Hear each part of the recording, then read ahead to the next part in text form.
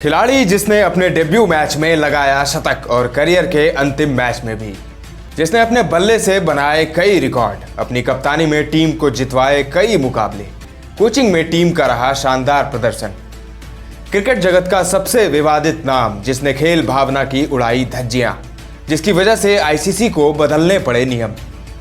गांगुली को छोड़नी पड़ी कप्तानी, सचिन ने बना लिया था संन्यास का मन, द्रविड़ पर दिया विवादास्पद बयान, कहलाए भारतीय क्रिकेट के सबसे बड़े विलेन। दोस्तों, क्रिकेट जगत में तो एक से बढ़कर एक खिलाड़ी हुए, लेकिन ऐसे चुनिंदा खिलाड़ी हैं जिनसे सभी प्यार करते हैं, जिनसे विरोधी भी प्यार करते हैं। लेकिन ऐसा होना या बनने के लिए आपको निस्वार्थ होना पड़ेगा और खेल भावना के तहत खेलना होगा। जो सच्चे खेल भावना से अपना खेल खेलते हैं, विरोधी भी उनके मुरीद होते हैं और उनसे प्यार करते हैं, दुनिया उनकी इज्जत करती है। लेकिन आज जिस खिलाड़ी की बात करने जा रहे हैं, उसने तो खेल भावना को तार तार कर दिया। अपने करियर में इन्होंने खूब रन बनाए, खूब शतक बनाए, अपनी कप्तानी में टीम को खूब मैच जितवाए, टीमों के अच्छे कोच रहे। लेकिन एक चीज जो नहीं दिखी वो थी इंसानियत, और शायद इसी वजह से इनको क्रिकेट जगत का सबसे विवादित व्यक्ति कहा जाता है। दोस्तों, आप देख रहे हैं चक दे क्रिकेट की खास पेशकश चक दे क्लिक्स, और आज हम बात करेंगे ऑस्ट्रेलिया के पूर्व कप्तान और दिग्गज खिलाड़ी ग्रेग चैपल के बारे में। आज के अंक में हम ग्रेग चैपल के जीवन से जुड़ी कुछ जानी अनजानी और अनकही बातों को जानने की कोशिश करेंगे।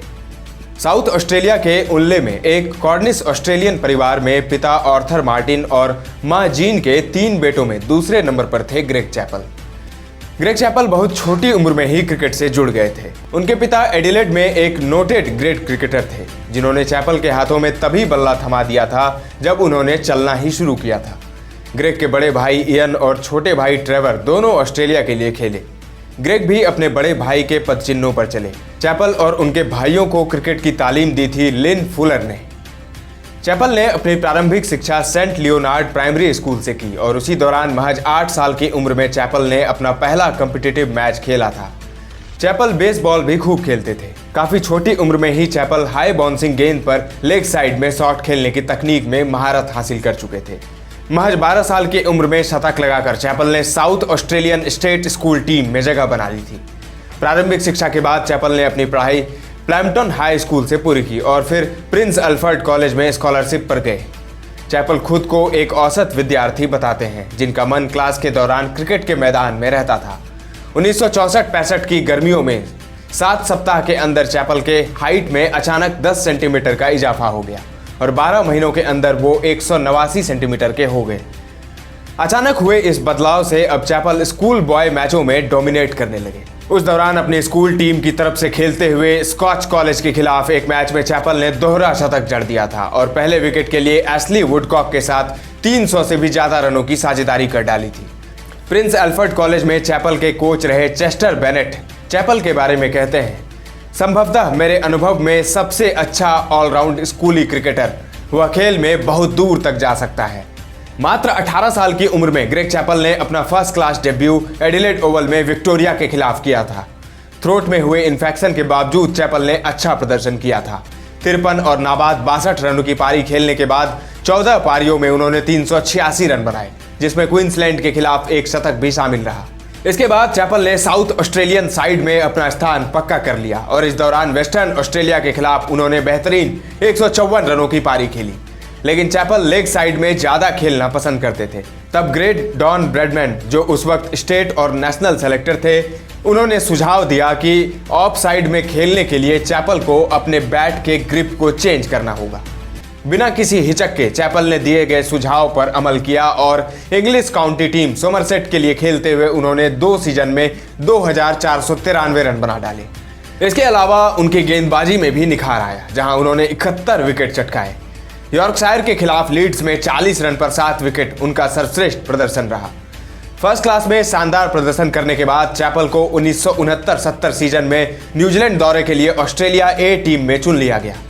इस दौरे पर चैपल ने 57.70 की औसत से 519 रन बनाए थे, जिससे उनके राष्ट्रीय टीम में जाने के रास्ते साफ हो गए। चैपल को 1970-71 एशेज सीरीज के लिए स्क्वाड में शामिल किया गया। पहले टेस्ट में तो वो 12वें खिलाड़ी के रूप में खेले, लेकिन दूसरे टेस्ट में उनको प्लेइंग 11 में शामिल किया गया और चैपल ने भी इसे यादगार बना दिया। पर्थ के वाका ग्राउंड पर नंबर 7 पर बल्लेबाजी करने उतरे चैपल ने शतक जड़कर इतिहास रच दिया। अपने डेब्यू पर शतक बनाने के दौरान उन्होंने इयन रेडपैथ के साथ 219 रनों की साझेदारी कर टीम को संकट से निकाला था। उस टेस्ट के कुछ ही दिनों बाद चैपल ने इंग्लैंड के खिलाफ टूर मैच में महज 2 घंटे में 102 रन की पारी खेली। हालांकि ड्रीम स्टार्ट ने चैपल के रास्ते में व्यवधान भी खड़े किए। बाकी बचे मैचों में वो उतने प्रभावी नहीं रहे, सिवाय अंतिम टेस्ट में 65 रनों की पारी के। चैपल इनिंग के शुरुआत में ही बड़े बड़े शॉट खेलने लगते थे, जिससे अपना विकेट गंवा देते थे। इसके बाद चैपल की खूब आलोचना हुई। चैपल ने इसके बाद अनाधिकारिक टेस्ट मैचों में नाबाद 115 और 197 रनों की पारी खेलकर सबकी बोलती बंद कर दी थी। 1972 ऐसे सीरीज खेलने ऑस्ट्रेलियाई टीम इंग्लैंड पहुंची थी, जहां टीम 1-0 से पिछड़ रही थी। तब चैपल के 131 रनों की पारी के दम पर ऑस्ट्रेलियाई टीम ने मैच जीता था और सीरीज ड्रॉ किया था। 1973 में चैपल को Wisden cricketer of the year चुना गया था। चैपल का ड्रीम फॉर्म जारी था। पाकिस्तान के खिलाफ टेस्ट सीरीज के एक मैच में चैपल ने पहली पारी में नाबाद 116 रन और दूसरी पारी में 62 रन बनाए। यही नहीं, गेंदबाजी में भी 61 रन देकर 5 विकेट झटके थे। वेस्टइंडीज दौरे पर शतक जड़ा। चैपल का कद बढ़ रहा था और अब उनको ऑस्ट्रेलिया का कप्तान नियुक्त कर दिया गया। कप्तान बनने के बाद उनका बल्ला पहले से ज्यादा खतरनाक हो गया। उनके बल्ले से शतक पर शतक निकल रहे थे। चैपल का कप्तानी रिकॉर्ड शानदार है, साथ ही उनकी बल्लेबाजी का भी। लेकिन इन सबके बावजूद चैपल का नाता गहरे विवादों से भी रहा। क्रिकेट इतिहास में खेल भावना की हत्या का सबसे बड़ा कलंक उन पर लगा था। यह घटना 1 फरवरी 1981 की है। इसी दिन क्रिकेट इतिहास की सबसे बदनाम गेंद फेंकी गई थी। दरअसल वह अंडर आर्म गेंद थी। तब गेंदबाज ने बल्लेबाज की तरफ गेंद लुढ़का कर दी थी। 2 भाइयों ग्रेग और ट्रेवर चैपल ने मैदान पर ऐसी चाल चली कि क्रिकेट शर्मसार हो गया। मजे की बात यह है कि उस मैच में कमेंट्री कर रहे दोनों के बड़े भाई इयान चैपल उनकी हरकत देख चिल्ला उठे थे, नहीं ग्रेग, तुम ऐसा नहीं कर सकते। मेलबर्न क्रिकेट ग्राउंड में ऑस्ट्रेलिया और न्यूजीलैंड के बीच Benson and Hedges World Series का फाइनल खेला जा रहा था। ऑस्ट्रेलिया ने पहले बल्लेबाजी करते हुए 4 विकेट के नुकसान पर 235 रन बनाए थे। कप्तान ग्रेग चैपल ने 90 रनों की पारी खेली थी। जवाब में कीवी ओपनर ब्रूस एडगर ने नाबाद 102 रन बनाकर अकेले अपने दम पर टीम को जीत की दहलीज तक ले आए थे। अंतिम ओवर में न्यूजीलैंड को जीतने के लिए 15 रनों की जरूरत थी। कप्तान ग्रेग ने गेंद अपने भाई ट्रेवर को थमाई। कप्तान ग्रेग किसी कीमत पर हारना नहीं चाहते थे।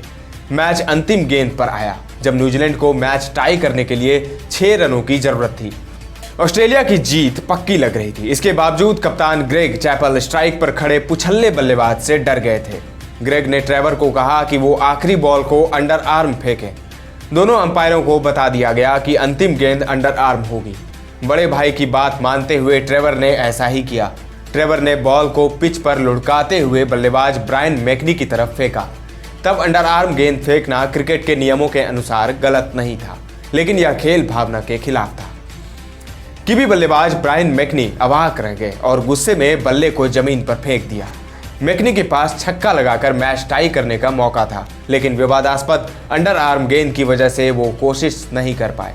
आखिरकार ऑस्ट्रेलिया ने 6 रनों से मैच जीता, लेकिन इस घटना ने क्रिकेट वर्ल्ड में भूचाल ला दिया। दोनों देशों के प्रधानमंत्रियों को बयान जारी करना पड़ा था। न्यूजीलैंड के प्रधानमंत्री रॉबर्ट मल्डून ने उसे कायराना हरकत करार दिया। उन्होंने कहा, मेरी याददाश्त में क्रिकेट के इतिहास की ये सबसे घिनौनी घटना है। ऑस्ट्रेलिया के पीएम माल्कम फ्रेजर ने कहा, यह खेल की परंपराओं के विपरीत था। इंटरनेशनल क्रिकेट काउंसिल यानी आईसीसी को तब क्रिकेट के नियमों में संशोधन करना पड़ा था। इस घटना के बाद ही वनडे मैचों में अंडर आर्म गेंदों को तत्काल प्रभाव से बैन कर दिया गया था। बाद में ग्रेग चैपल ने भी अपनी गलती मानी। ट्रेवर चैपल को हमेशा इस बात का मलाल रहा कि उन्होंने अपने भाई की बात मानी और अपना नाम हमेशा के लिए क्रिकेट के काले अध्याय से जोड़ लिया। ऑस्ट्रेलिया के लिए 87 टेस्ट और 74 वनडे खेलने वाले ग्रेग चैपल एक दिग्गज बल्लेबाज रहे, एक बेहतरीन कप्तान भी रहे, यहाँ तक कि एक अच्छे कोच भी रहे, लेकिन एक अच्छे इंसान नहीं बन पाए। करियर के अंतिम टेस्ट मैच में उन्होंने पाकिस्तान के खिलाफ सिडनी में 400 गेंदों पर 182 रन बनाए थे और मैन ऑफ द मैच रहे। क्रिकेट से संन्यास लेने के बाद ग्रेग चैपल कोच, सलाहकार और कमेंटेटर भी रहे। वह भारत और साउथ अफ्रीका के कोच रहे, जबकि पाकिस्तान टीम के सलाहकार और ऑस्ट्रेलिया के सेलेक्टर रहे। बाद में उन्होंने कमेंट्री भी की। ग्रेग चैपल जब भारतीय टीम के कोच बने थे तब टीम इंडिया के कप्तान सौरव गांगुली थे। गांगुली की कप्तानी में भारतीय टीम शानदार प्रदर्शन कर रही थी, लेकिन चैपल का उनके साथ विवाद हो गया जिसने काफी सुर्खियां बटोरी। गांगुली को कप्तानी से हटना भी पड़ गया और इसमें चैपल का बड़ा हाथ था। साल 2005 में जॉन राइट के हटने के बाद चैपल टीम इंडिया के कोच बने थे। तब श्रीलंका के खिलाफ सीरीज में स्लो ओवर रेट के कारण गांगुली पर बैन लगा और राहुल द्रविड़ अंतरिम कप्तान बने। इसके बाद जिम्बाब्वे दौरे पर गांगुली बतौर कप्तान टीम के साथ गए। इस दौरे के खत्म होने के बाद चैपल ने भारतीय क्रिकेट कंट्रोल बोर्ड यानी बीसीसीआई को एक ईमेल भेजा जो मीडिया में लीक हो गया। ईमेल में गांगुली की आलोचना करते हुए उन्हें मानसिक और शारीरिक तौर पर कमजोर बताया था।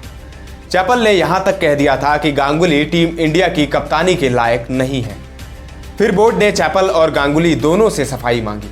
कोलकाता में गांगुली के फैंस ने चैपल के खिलाफ खूब नारेबाजी भी की और उनका पुतला भी फूंका था। इंडियन क्रिकेट फैंस के बीच चैपल की छवि एक विलेन जैसी है। चैपल सिर्फ गांगुली के साथ ही नहीं, अन्य विवादों का भी हिस्सा रहे। 2011 वर्ल्ड कप में सचिन तेंदुलकर की पत्नी अंजलि ने कहा था कि चैपल के कार्यकाल में सचिन बहुत परेशान रहते थे, यहां तक कि सचिन ने तब संन्यास का भी मन बना लिया था। 2012 में चैपल ने अपने बायोग्राफी में राहुल द्रविड़ पर विवादास्पद बातें लिखी। चैपल ने दावा किया कि टीम के खिलाड़ी राहुल द्रविड़ के बतौर बल्लेबाज मिली सफलता से खुश नहीं थे। इसी वजह से कप्तानी के दौरान द्रविड़ को वैसा समर्थन नहीं मिला जैसा कि अन्य कप्तानों को मिलता है। सचिन तेंदुलकर, हरभजन सिंह और जहीर खान समेत टीम के सीनियर खिलाड़ियों ने चैपल के कार्यकाल को सबसे दुखदायी बताया। ग्रेग चैपल ने 87 टेस्ट मैचों में कोई 151 पारियों में कुल 7,110 रन बनाए, जिसमें 24 शतक और 31 अर्धशतक शामिल रहे। 74 वनडे में उन्होंने कुल 2,331 रन बनाए। उन्होंने टेस्ट में 47 और वनडे में 72 विकेट भी लिए। पूरी तरह से एक क्रिकेटर बनने से पहले चैपल अलग अलग पेशों से भी जुड़े रहे, जिसमें लाइफ एश्योरेंस फर्म, टेल कंपनी और कोका कोला में प्रमोशन ऑफिसर शामिल रहा। चैपल ने 1971 में न्यू साउथ वेल्स के बेक्सली में एक स्कूली टीचर एलिजाबेथ डॉन्डलसन से शादी की, जिनसे चैपल को 3 बेटे हुए। साल 2002 में चैपल को Australian cricket hall of the fame में शामिल किया गया। चकदे क्रिकेट की पूरी टीम क्रिकेट जगत के शायद सबसे विवादित शख्स ग्रेग चैपल के उज्जवल भविष्य की कामना करती है। आप ग्रेग चैपल को किस वजह से याद करते हैं, कमेंट में हमें जरूर बताएं। क्रिकेट के ऐसे ही इंटरेस्टिंग वीडियो, खबरों और रिकॉर्ड्स के लिए बने रहें हमारे साथ। अगले अंक में मिलेंगे एक और दिलचस्प स्टोरी के साथ, एक और खिलाड़ी के साथ। अभी दीजिए इजाजत, धन्यवाद।